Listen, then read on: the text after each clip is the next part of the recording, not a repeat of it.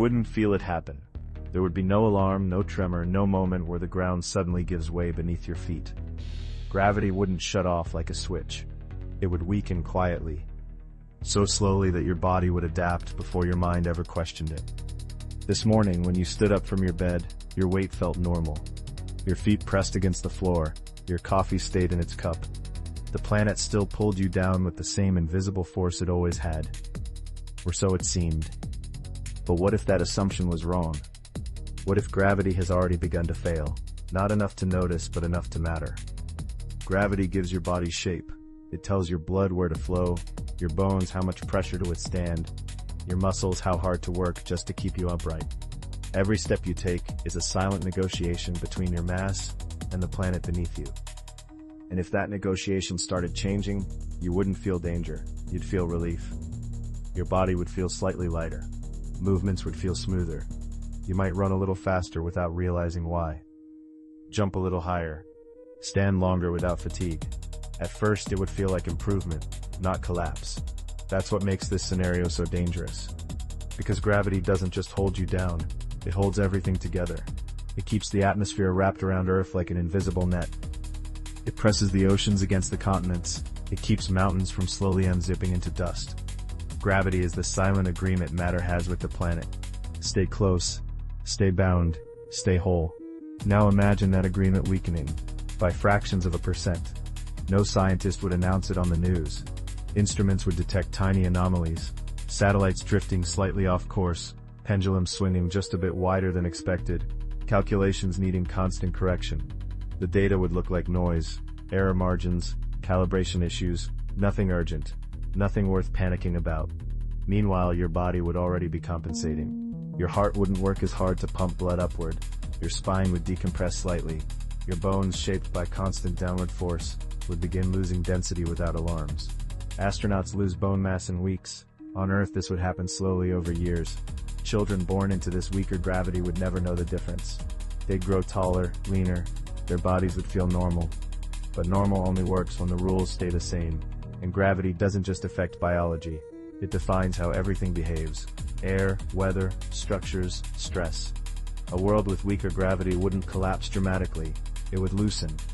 Buildings would sway more than expected, bridges would age faster, tiny stresses would appear everywhere. Nothing would fail at once, but everything would begin drifting toward it. Because nothing obvious would be wrong. If Earth were quietly following that path, the most terrifying part wouldn't be floating into the sky. It would be this. By the time we realized something was truly wrong, the planet would already be letting go. At first, the changes wouldn't feel catastrophic. They'd feel inconvenient. Rain would start falling differently. Not heavier, just wrong. Droplets would hang in the air a fraction longer before hitting the ground. Storm clouds would grow taller and wider, stretching higher into the atmosphere because gravity wasn't pulling them down as tightly as before.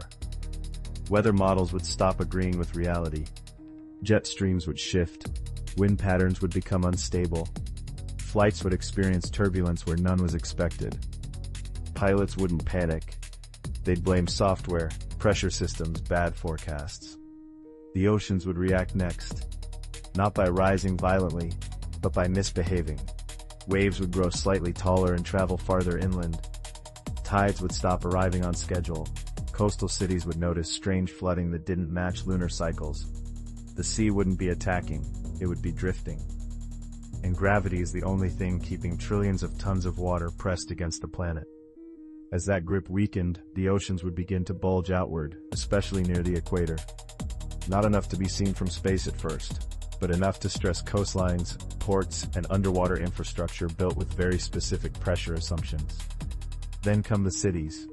Skyscrapers are not rigid towers. They are flexible systems designed to sway just enough to survive wind, heat, and seismic stress. Their limits are precise. And weaker gravity would quietly push them beyond those limits. Buildings would oscillate more than expected. Sensors would detect vibrations engineers couldn't explain. Elevators would feel slightly slower on the way down, and slightly faster on the way up. Not enough for headlines, just enough for unease. Bridges would be worse. Long suspension bridges rely on gravity to keep tension balanced. Reduce that force, even slightly, and cables behave differently. Microfractures would appear, expansion joints would wear unevenly, inspections would pass until they didn't, and still no one would connect the dots, because every system would be failing just a little, all at once. This is the moment where reality feels fragile. And if you're noticing how many invisible systems keep your world stable, this is where you should subscribe. Because what comes next isn't theoretical. It's unavoidable. Now this human body. Lower gravity would begin to rewrite biology in real time. Muscles wouldn't need to work as hard, so they'd weaken.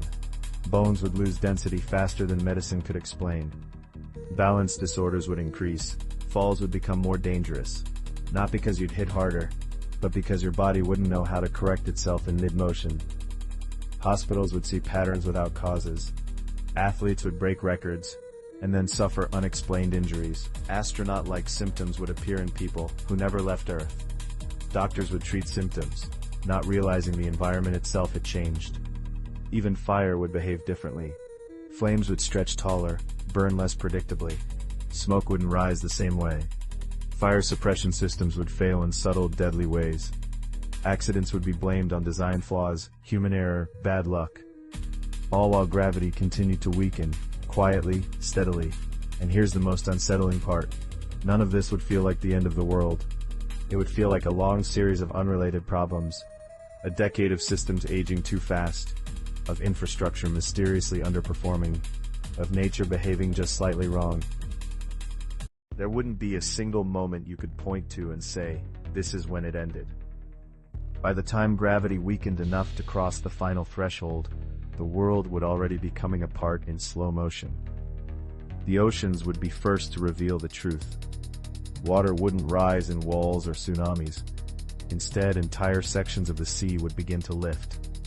Not violently, almost gently. Massive bodies of water would swell upward, forming impossible domes that no longer fully belonged to the planet. From the surface, it would look like the ocean was breathing.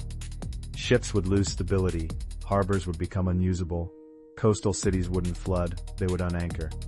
Water would creep inland in ways no barrier could stop, then hesitate, suspended longer than physics allows, before falling back down, and some of it wouldn't fall back at all. As gravity weakened further, Earth would lose its grip on the lightest things first. The upper atmosphere would begin to escape. Air molecules once held close would drift upward into space. Not fast enough to feel like wind, not fast enough to suffocate instantly, just fast enough to thin the sky. The blue would fade. Jet engines would struggle. Weather would weaken, then collapse. Clouds would stretch thinner, higher, until rain became rare and unpredictable. The sky would look wrong, pale, empty, distant. Then sound would change. With less air to carry it, the world would grow quieter. Thunder would lose its power. Cities would sound hollow. The planet would feel muted. And gravity would keep letting go. Mountains, once pressed into shape over millions of years, would begin to relax. Rock faces would crumble without earthquakes. Landslides would occur on clear days without warning. The Earth's crust wouldn't break. It would unclench. Eventually, the oceans would cross the final line. Large portions of Earth's water would no longer return after lifting. They would rise, separate into vast floating masses, then drift away. Slow-motion oceans peeling off the planet and vanishing into the dark. From space, Earth wouldn't explode. It would unravel. A planet with fading seas, a thinning atmosphere, a surface slowly shedding everything not tightly bound to it. And humanity? We wouldn't go out screaming. People would adapt until they couldn't. Cities would move underground. Oxygen would be rationed. Artificial gravity would become the last desperate technology holding civilization together in isolated pockets. But gravity is the foundation of a planet. Once it weakens beyond recovery, no machine can replace it. In the end, Earth wouldn't die in fire or ice. It would die by losing its grip on itself, becoming less a world and more a cloud of memory, debris, and silence. And the most disturbing thought of all, if gravity were already failing, even slightly, this wouldn't be a future event. We would already be living in the opening chapter. For more curiosities and mysteries of the universe, like and subscribe to the channel.